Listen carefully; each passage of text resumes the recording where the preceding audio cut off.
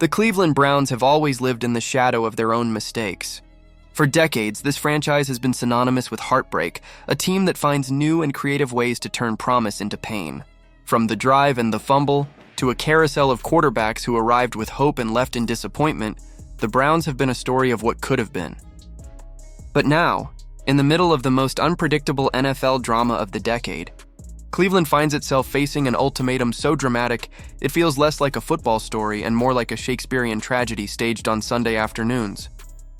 At the center of it all stands Shadur Sanders, a rookie phenom whose combination of arm talent, charisma, and natural magnetism has electrified not just Cleveland, but the entire league. He was supposed to be the answer to the Browns' prayers, the franchise savior fans had begged for after generations of mediocrity. His jersey sales broke records the second his name was announced on draft night. His presence turned national broadcasts into must-watch television. He was the kind of player who could turn a cursed franchise into a contender almost overnight. But instead of being celebrated and protected, Sanders now finds himself at the heart of a power struggle so toxic it threatens to burn down everything around him. The spark that set this firestorm ablaze was a jaw-dropping offer, an eye-popping $90 million package that would lure Sanders away from Cleveland. But this wasn't just about the number on the contract. It was the details inside the deal that sent shockwaves through the NFL. $65 million guaranteed cash up front, endorsement contracts bigger than anything Cleveland could ever offer, and perks that sounded more like the demands of a king than the contract of a rookie quarterback. Creative control of the offense, the ability to handpick his own coaches, even the chance to rename the stadium. It was less of a job offer and more of a coronation. Another team was saying in no uncertain terms, "We don't just want you to play for us, we want you to run the show."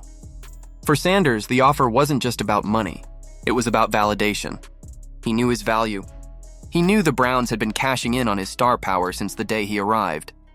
He was the reason ticket renewals spiked, the reason local businesses saw game day booms, the reason national sponsors finally paid attention to Cleveland again. He had transformed the Browns into a business powerhouse, and now someone else was offering to make him the centerpiece of a dynasty. For the first time in years, Cleveland football wasn't a punchline. But that reality came with a cruel truth.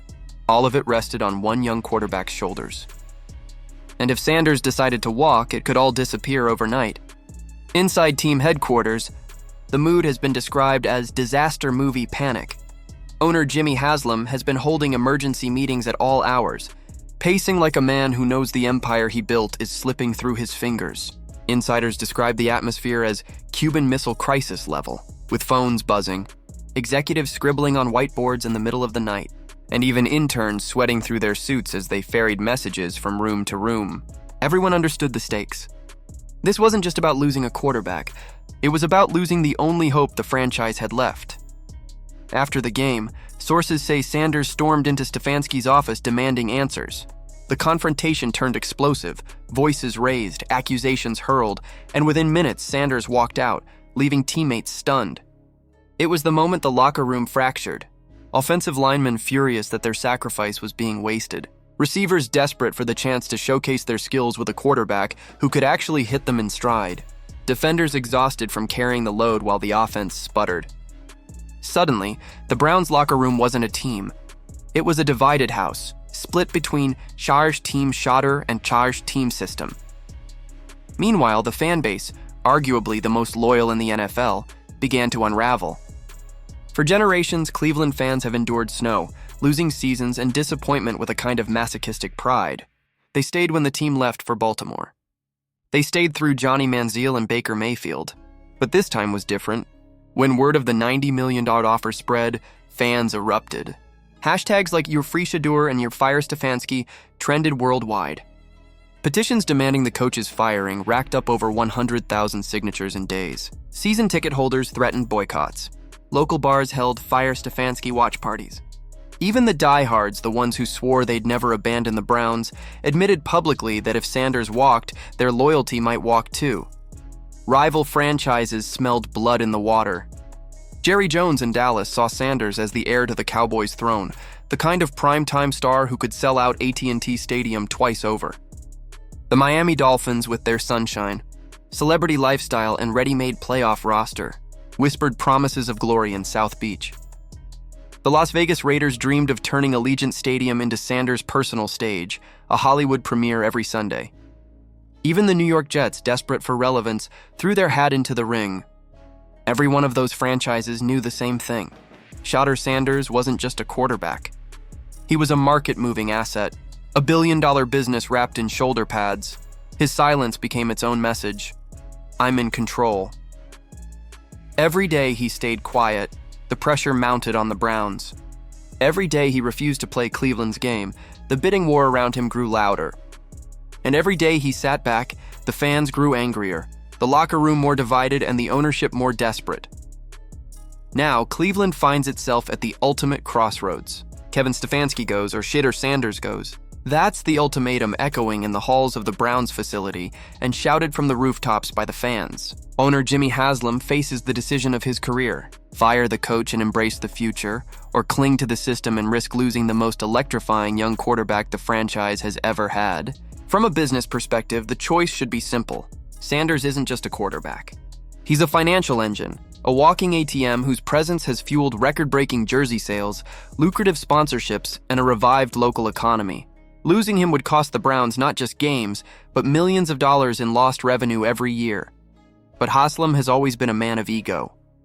And inside the building, there are still voices whispering that bowing to a rookie quarterback sets a dangerous precedent. That once you give in, the players run the team. That the chaos of firing a coach mid-season could be worse than losing the quarterback. Yet every hour that passes, every trending hashtag, every rumor of rival offers makes it clear Cleveland cannot afford to lose Shadur Sanders. To truly understand the weight of this moment, you have to look back at the Browns' history. This is a franchise that abandoned its own city in the 1990s, ripping the hearts out of a fan base that had bled orange and brown for generations. When they returned, they cycled through quarterbacks like disposable batteries. Tim Couch, Brady Quinn, Johnny Manziel, Baker Mayfield. Each one hailed as the savior, each one leaving in disappointment. Even Deshaun Watson, brought in with a fully guaranteed mega deal, failed to change anything, only adding controversy to a legacy of chaos. Sanders was supposed to be different. He was supposed to break the curse. He was supposed to prove that Cleveland could finally get it right. And yet here they are, replaying the same tired script, coaching missteps, front office dysfunction, and internal power struggles threatening to drive away the very player who could have changed everything. If they lose him, it won't just be another mistake. It will be proof that the Browns haven't learned a thing, because this isn't just about one season. This isn't just about one contract. It's about the future of the Cleveland Browns. It's about whether they finally step out of their own shadow or once again fumble away the one good thing to happen to them in decades. The silence from Sanders grows louder every day. The pressure on Haslam grows heavier. And the fans, the most loyal in the NFL, are watching with the patience of people who've been burned too many times before. The Browns are standing at a once-in-a-generation crossroads, and the only question left is whether they'll finally choose the path that leads to redemption or the one that seals their curse forever.